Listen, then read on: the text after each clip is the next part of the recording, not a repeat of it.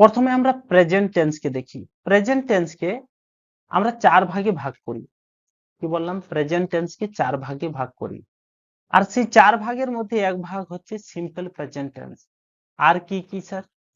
একটা হচ্ছে simple present tense, present continuous tense, present perfect tense এবং প্রেজেন্ট পারফেক্ট কন্টিনিউয়াস টেন্স। তাহলে কি বললাম? Simple present, present continuous, present perfect and present perfect continuous tense. ঠিক আছে? প্রথমে এখন আমরা যেটা বুঝছি সেটা হচ্ছে সিম্পল প্রেজেন্ট টেন্স। স্যার দেখো, আমাদের মনের মধ্যে অনেক ধরনের কথা চলতে থাকে, অনেক রকম নানা রকম কথা চলতে থাকে, কিন্তু কোন কথাটা আমি সিম্পল প্রেজেন্ট টেন্সে রাখবো বা লিখবো বা বলবো, সেটা আমি কি করে জানবো? যদি আমি জানি যে এই ধরনের কথাকে সিম্পল প্রেজেন্ট টেন্সে রাখতে হয়, তাহলে আমি আরামে রাখতে পারবো বা আরামে বলতে পারবো বা লিখতে পারবো। তাহলে আগে আমরা জানি যে কোনটাকে রাখতে হয় সিম্পল প্রেজেন্ট টেন্সে।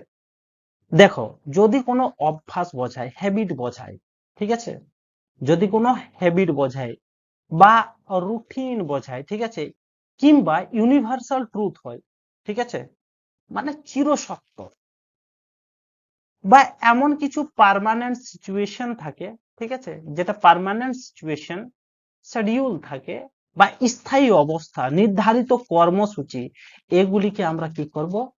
সিম্পল প্রেজেন্ট টেন্সে রাখবো। ঠিক আছে? কি বললাম তাহলে? অভ্যাস মানে হ্যাবিট। হ্যাবিট বলতে ধরো আমি রোজ সকাল 5টায় উঠি, তাহলে এটা আমার হ্যাবিট। হ্যাবিটটাকে আমি কোন টেন্সে রাখবো? Simple present tense. ধরো সূর্য পূর্ব দিকে ওঠে, চিরসত্য কথা। আমার বাবার সময়ও সূর্য পূর্ব দিকে উঠতো, আমার সময়ও উঠছে সূর্য পূর্ব দিকে, এবং আমার ছেলের সময়ও সূর্য পূর্ব দিকে উঠবে। তাহলে এটা চিরসত্য কথা। চিরসত্য কথা যদি বোঝায়, তাহলে কি হবে? Simple present tense. এবং ধরো পাখি আকাশে উড়ে, আগে উড়তো, এখনো উড়ছে, ভবিষ্যতেও পাখি আকাশে উড়বে, তাহলে কোন টেন্সে এটা লিখবো বলো? সিম্পল প্রেজেন্ট টেন্সে। Bird fly on the sky.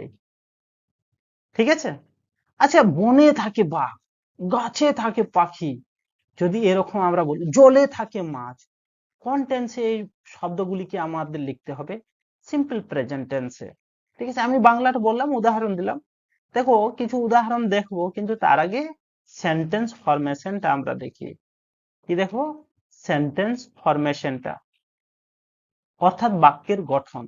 প্রথমে তো সাবজেক্ট হবে, তারপর কি V1, অর্থাৎ ভার্বের ফার্স্ট ফর্ম, বেস ফর্মটা। এবং যদি সাবজেক্টটা সিঙ্গুলার থাকে, তাহলে ভার্বের সাথে এস কিংবা ইএস কিংবা আইইএস বসবে। ওকে? তারপর কি হবে স্যার? তারপর হবে object. Subject V1 plus object, এক কথায় যদি বলি। ঠিক আছে? কিন্তু মনে রাখবে যে ভার্বের সাথে যদি এই সাবজেক্টটা যদি সিঙ্গুলার হয়, যেমন সিঙ্গুলার প্লাস যদি থার্ড পারসন হয়, তাহলে ভার্বের সাথে এস, ইএস বা আইএস বসবে। যেমন সি, হি, সি। ঠিক আছে? কোনো একটা নাম, রাম। ধরো আমি ভাত খাই, যদি আমি বলি আমি ভাত খাই, তাহলে তো আমি বলবো আই ইট রাইস। আমি ভাত খাই, দ্যাটস ইট। কিন্তু সে ভাত খায়, হি, তাহলে হি ইটস রাইস করতে হবে আমাকে। একই রকম ভাবে she eats rice, Ram eats rice করতে হবে আমাকে। ঠিক আছে? দেখো, এই আবার স্যার আপনি বললেন এখানে আইএস কখন হবে? সে কান্না করে, সে কান্না করে, she cries, she she cries, সে কান্না করে। বুঝেছ? চলো, এখানে দেখো, তোমাদের জন্য আগে থেকে আমি কয়েকটি উদাহরণ লিখে রেখেছি। আমি প্রতিদিন স্কুলে যাই, I go to school every day. I go to school everyday, আমি প্রতিদিন স্কুলে যাই। সূর্য পূর্ব দিকে উঠে, the sun rises in the east. সে ইংরেজি পড়ায়, আমি ইংরেজি পড়াই। আই টিচ ইংলিশ, সে ইংরেজি পড়ায়। হি টিচেস ইংলিশ আর সি টিচেস ইংলিশ। তাহলে দেখো এখানে টিচের সাথে ইএস বসেছে, কারণ এটা হচ্ছে থার্ড পারসন সিঙ্গুলার নাম্বার। আর থার্ড পারসন সিঙ্গুলার নাম্বার যদি বসে তাহলে ভার্বের সাথে এস, ইএস বা আইএস বসে। কনসেপ্ট ক্লিয়ার আছে? বুঝেছো?